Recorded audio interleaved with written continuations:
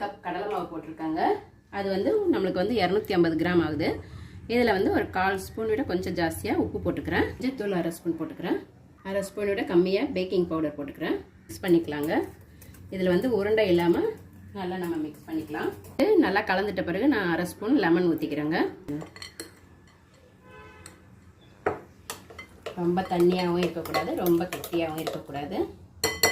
பார்த்தீங்கன்னா 10 நிமிஷம் ஆயிடுச்சு. நம்ம இந்த ட்ரேயில் ஊற்றிக்கலாங்க. உங்ககிட்ட அடியில் ஸ்டாண்டு இருந்தால் வச்சுக்கோங்க. என்கிட்ட ஸ்டாண்டு இல்லை.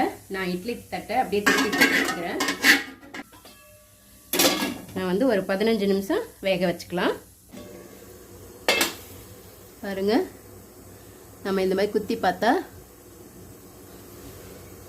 மாவா இல்லை, அப்போ வெந்துடுச்சு. நம்ம ஆஃப் பண்ணிக்கலாம். கடுகு போட்டுக்கிட்டேன். கருகு பொருள் கருவேப்பிலை போட்டுக்கலாம்.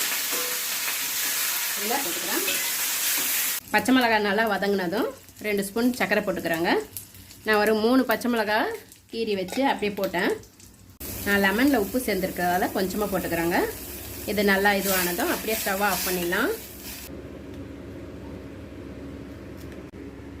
எவ்வளோ சாஃப்டாக நம்மளுக்கு வந்திருக்குன்னு சூப்பரான டோக்லா ரெடி பண்ணியாச்சுங்க. நீங்களும் உங்கள் வீட்டில் ட்ரை பண்ணி பாருங்கள்.